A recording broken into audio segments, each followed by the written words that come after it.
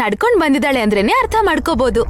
ಆ ಮತ್ತಿಂದ ಇವಳು ಆಚೆ ಬಂದಿರ್ತಾಳೆ. ಪಂಚಕಮಣಿನ್ ತೋರ್ಸಕ್ಕ? ತೋರ್ಸು ನೈನಿ.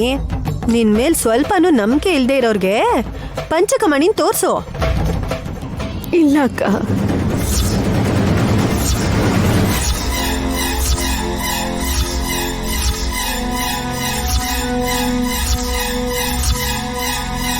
ಇಲ್ವಾ? ಅಮ್ಮನವ್ರ ಸನ್ನಿಧಿಗೆ ಹೋಗಿ ಅಲ್ಲಿ ನಾನು ನೀರಿನ ದೀಪನ ಬೆಳಗಿಸ್ದೆ.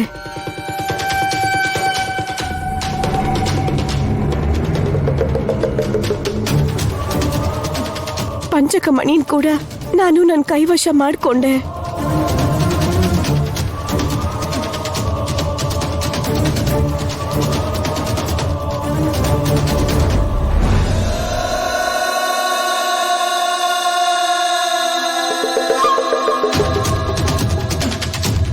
ಮತ್ತೆ ಎಲ್ಲಿದೆ ಅತ್ತಿಗೆ?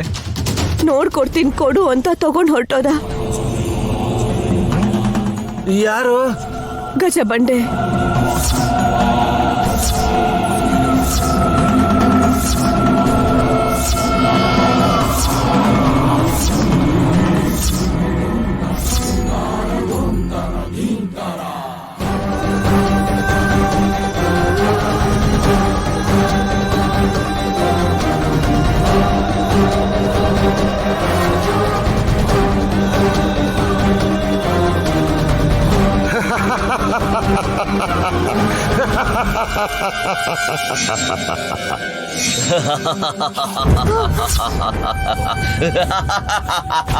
ಅವನ್ ಯಾರು?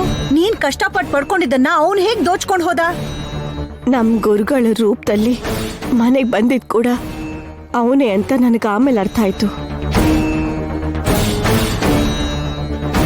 ಮೋಸ ಹೋಗ್ಬಿಟ್ಟೆ. ಯಜಮಾನ್ರ ಆರೋಗ್ಯನ ನನ್ನಿಂದ ಸರಿ ಮಾಡಕ್ ಆಗೋದಿಲ್ಲ.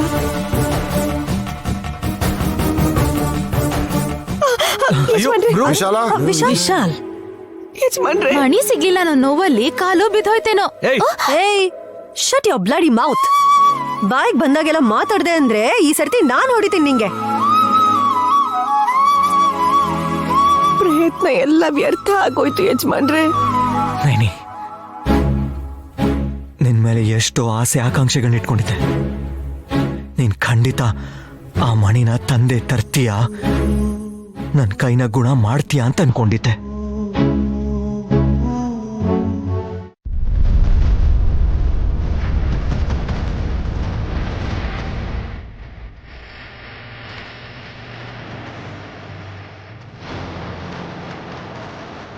ಮಾನಸಾದೇವಿ ಹತ್ರ ನಿಗೂಢವಾಗಿರೋ ಮಣಿರಾಶಿಗಳನ್ನ ಕಾಪಾಡೋ ಜವಾಬ್ದಾರಿ ವಾರಸತ್ವದ ಪ್ರಕಾರ ಗಾಯತ್ರಿ ದೇವಿಗೆ ಬಂತು. ಅಂದ್ರೆ ಸ್ವಾಮಿ ನಮ್ಮಮ್ಮ? ಹೌದು ವಿಶಾಲ, ಗರುಡಾಂಕ ಭೂತರಾಜನ ವಂಶಕ್ಕೆ ಸೇರಿದೋರ್ ನೀವು. ಓ ಮೈ ಗಾಡ್,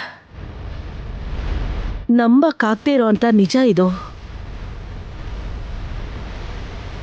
ತಲೆತಲಾಂತರದಿಂದ ನೀವು ಶ್ರೀಮಂತರಾಗೇ ಇದ್ದೀರಾ ವಿಶಾಲ್.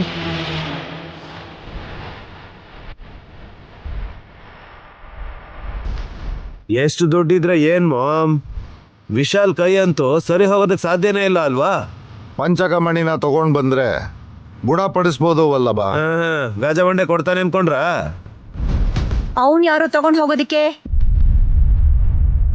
ಜಾತಕಗಳನ್ನ ಹೇಳ್ಕೊಂಡು ಬದುಕ್ತಾ ಇದ್ದವನು. ಯಾವಾಗ ಅವನಿಗೆ ಗಾಯತ್ರಿ ದೇವಿಯ ವಂಶದ ಪೂರ್ವಜರು ಮಾನಸಾದೇವಿ ಹತ್ರ ಇರೋ ಮಣಿರಾಶಿಗೆ ಒಡೆಯರು ಅಂತ ತಿಳ್ಕೊಂಡು ಮಾಯ ಮಂತ್ರ ಕಲ್ತ್ಕೊಂಡು ತಪ್ಪು ದಾರಿ ಹಿಡ್ದ.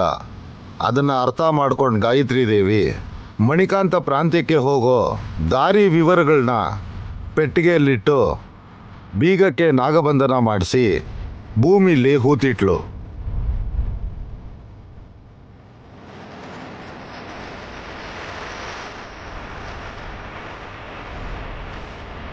ತನ್ನ ಸೊಸೆ ನೈನಿನೇ ತೆಗಿತಾಳೆ ಮುಟ್ತಾಳೆ ಅಂತ ಗೊತ್ತಿದ್ದು ವಿಶಾಲಾಕ್ಷಮ್ಮನವರ ಅನುಗ್ರಹನ ಅವಳು ಪಡೆದ್ಲು. ಹಾಗಾದ್ರೆ ದೊಡ್ಡಮ್ಮ ಬಚ್ಚಿಟ್ಟಿದ್ರು ಅಂತ ಗಜಬಂಡೆ ಗೊತ್ತೇ ಇರುತ್ತೆ. ಗೊತ್ತಿರೋದಿಕ್ಕೆ ವೇಷ ಬದಲಾಯಿಸಿ ನಮ್ಮ ಅಕ್ಕನ ಜೊತೆ ಹೋಗಿರೋದು. ಅದ್ ಸರಿ ಸುಮನ, ಅಲ್ಲಿ ಪೆಟ್ಟಿಗೆ ಇರೋ ವಿಷಯ ನಿನಗೆ ಗೊತ್ತು? ಆ, ಗೊತ್ತಿಲ್ಲ, ಏನೋ ಅನ್ನಿಸ್ತು ಹಾಗೆ ಹೇಳಿದೆ ಅಷ್ಟೇ. ಗೊತ್ತಿದ್ರೂ ಕೂಡ ಹೇಳಲ್ಲ ಹಾಸಿನಿ.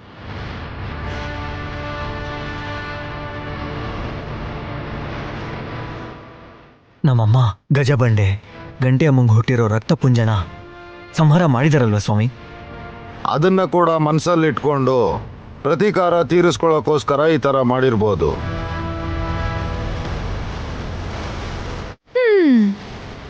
ಮುಯಿ ಅವನ್ ಯಾವನ್ನ ಕತ್ತರಿಸಿದ ಕತ್ತಿ ಇದು ಅಂತ ನಮ್ಮ ಅಕ್ಕ ಮನೆಗ್ ತಗೊಂಡ್ ಬಂದ್ಲು. ಈಗ ಅದಕ್ಕೆ ಶಿಕ್ಷೆ ಅನುಭವಿಸ್ತಿದ್ದಾಳೆ.